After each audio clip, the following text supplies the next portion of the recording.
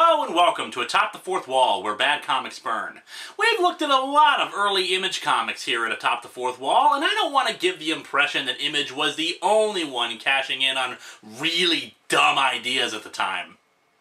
Oh yes, Marvel and DC had their own books that went over to the extremes of the 90s, be they ongoing titles that were changed, or simply new books that featured dumb, despicable, or downright disastrous title characters. Now, I know what some of you people are thinking. The 90s again? Haven't you made your point about it yet? And the answer is, nope. So let's dig into Lunatik number 1, because I never get tired of making fun of this crap.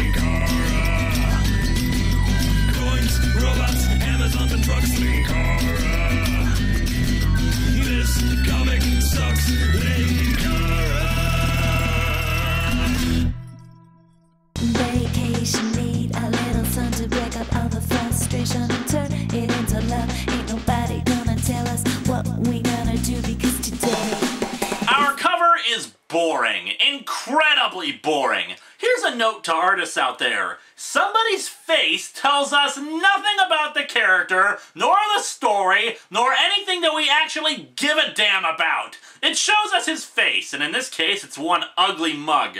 Get this, there's more going on with a little pixie sitting there. And she's got a spine that juts out at a right angle. Oh, but we do learn something about our quote-unquote hero, since we once again have to resort to being told things instead of showing us things. Plus, it's in small red text that's difficult to read, as if they were embarrassed by what they were writing. He's rude and crude and stronger than a bull elephant. So we're probably not going to find him working in data entry. And he's coming to your world! Lunatik, live and in concert! Oh wait, I seem to have gotten his name wrong. In addition to the fact that his name is spelled with a K, because poor literacy is too, he also evidently has an exclamation point instead of an I. Because poor literacy is completely nonsensical. We open to a splash page of what I'm assuming is supposed to be planets, but instead looks like the artist just got bored and started scribbling lines all over like a 4-year-old. 4 or 5 billion years ago, on the very edge of all that we know, Linkara-1 condensed out of interstellar gas and stardust. The previous administration is still being scrutinized about it. This newborn planet floated in the cosmos like a mote of dust caught by the sun shining through the outhouse window. Ooh, good call, making us think of toilets while we read your comic. But this was no typical world, not a dead chunk of rock or barren ball of gas, but a fertile place, one pregnant with potential. Not like that stupid planet Earth. I mean, what was that thing, like a rock or a gas giant? Gentle fingers of lightning and ultraviolet light stroked the simple, fresh atmosphere. The fragments coaxed to recombine into more and more complex molecules. So planetary formation is just God giving a sensual massage to the universe? Ew. Oh, by the way, the first 5 pages are all narration of this order, detailing the evolution of life on this planet in grandiose fashion. Really, it comes off more like you're watching someone narrating a Let's Play of Spore. Until one day, quite by accident, a singularly voracious one-celled organism arose. That's a fish, not a one-celled organism. What's really fascinating about this is that it claims that this single organism, as it grew as an herbivore, eventually ate off far too much of the planet's ecosystem. Okay, just looking at this thing, it's not a plant eater, and it sure as hell wouldn't eat off so many of the world's plants that the planet itself becomes sentient and tries to kill it, which this comic says it does. Anyway, eventually the creature that would become Lunatic, or rather Lunat!K, consumed all remaining life on the planet and just stared off into its inconceivable sky filled with planets far too large to be so close to the one that he was on. And in case you're wondering, no, we never do see his face behind the heavy amounts of ink on it. Anyway, a spaceship lands on the planet, apparently from some intergalactic church. An intergalactic church of circus clowns. Crap, this is a comedy, isn't it? It was then that Reverend Circus the 17th forgot the first rules of approaching a sharp-toothed life form with claws bigger than your head. Make sure they're wearing pants? Anyway, he steals their ship and flies off, apparently ending up on the planet Books. No, I don't know how to pronounce it, and frankly I don't much care either. A lot of time has passed since now he's learned to wear clothes and even has a sidekick, a little pixie named Screet. Okay, in fairness, this is actually not Lunatic's first appearance. He evidently appeared in a few other Marvel comics before he landed this miniseries, so maybe those explain where in the hell he picked up the pixie. But this was mid-90s Marvel. Why no editor's box telling us where to read more about this? Dynamic new character. Okay, they didn't want anybody to read anything else involving this guy. I get it.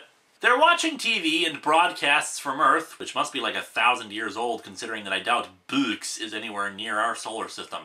And Lunatic gets cheesed off when some clown guy proclaims himself to be Lunatic. What? I am Lunatic! Me! There could be only one! There can be only one. Now a completely pointless 2-page cameo of Thanos, the guy who wanted to literally date death. Thanos, the spurned lover of death. Thanos, former keeper of the reality gem. Thanos, who was once a god. Thanos, who has nothing to do with this comic. Wouldn't you rather be reading about him? Well, tough cookies, you get Lunatic, suckers! So we see Lunatic flying through space on, a tank? That's being flown via some sort of purple space cockroaches like friggin' reindeer with Santa's sleigh. Never mind, number one! I am the only one! Well, they do say number one is a hard time in the making. Lunatic flies down to Earth, and dear God, I'm bored. There's unfunny banter between Lunatic and Screet that makes me want to kill myself, and I can't help but feel that this whole thing is just another Lobo ripoff, like Liefeld's Bloodwolf from Darker Image number 1. As such, let's talk about Lobo for a second. The main man, intergalactic space biker. Lobo is funny. He is pure machismo and macho-ness and, above all else, parody. Nobody takes Lobo seriously. Lobo is the last Zarnian, because he killed all the others, and is a bounty hunter and is even in the comic I love to promote, 52. Lunatic is not Lobo. Lunatic is just a badly drawn annoyance who lacks the charm of a guy who can smoke a cigar in the vacuum of space.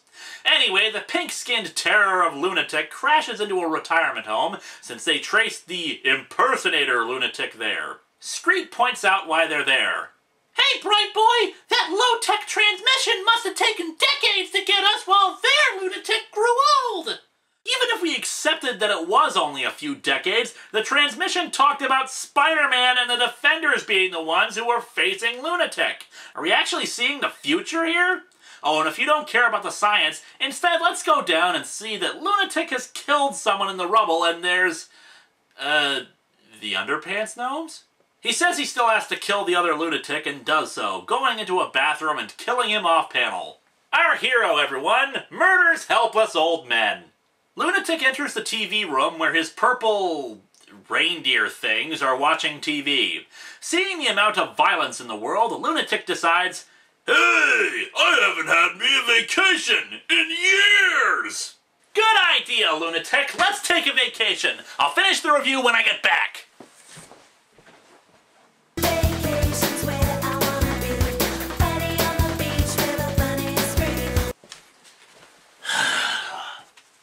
They caught up with me outside Molossia. We cut to Avengers Mansion, where the Black Widow hears knocking at the door. We also get a caption box that helpfully informs us, events here take place before the crossing, if you care about that kind of thing. Yes, I do, actually, so thanks for not giving me info earlier! If you're wondering what The Crossing is, it was an absolutely craptastic Avengers crossover from the mid-90s. Don't expect me to review it anytime soon, though. To be perfectly honest, the thing is so damn confusing, I don't even know where it starts or ends. Anyway, it's Lunatik at the door, who rushes in wearing vacation clothes and carrying luggage. Comedy! The Black Widow tries to stop him, but then his little reindeer frog things, seriously, what the hell are those things, come rushing in and knock her over. We cut to Hercules making his way out of the mansion's gym. Hercules, the Prince of Power, after a grueling 4-hour workout, has pits. Thank you, comic, for making me think of Hercules' armpit sweat. You're just making it all the easier for me to toss you against the wall when this is over with. When he hears Lunatik inside of the bathroom, he forces himself in. Giant Man gets to meet with the purple leapfrogs and calls for the other Avengers. The Avengers promptly tell Lunatik to get his ass out of their mansion. Don't know why they don't just shoot him with lasers or something. It would have made this excruciating exercise a hell of a lot more tolerable. So Lunatik leaves without putting up a fight, and he starts asking Screet what she thinks of all this, but it turns out that he doesn't have Screet anymore, but instead the Wasp! Trying to shovel off some kind of imposter on me? Well, don't worry, Screet, 'cause I'm gonna save ya! And so our comic ends with this dumbass text box. Next, you guessed it, one heck of a big fight! Actually, I was expecting 22 pages of Lunatik getting repeatedly kneed in the groin, while I laughed in a delightful expression of schadenfreude. This comic sucks like you wouldn't believe. The artwork is terrible, the jokes aren't funny, the main character is annoying, stupid, and unlikable, the story itself is the biggest joke of all. 6 pages of padding about his birth, a few pages dedicated to him being completely out of his gourd, and then a couple more with him at Avengers Mansion for no other reason than to waste our time. So remember, kids, early Image Comics may have pioneered it, but stuff like Lunatik cemented the suckage. Number one is a hard time in the making.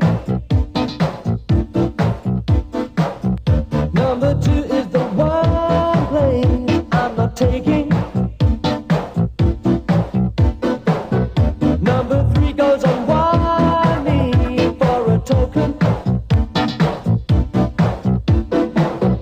Number four is the short straw, but it's broken.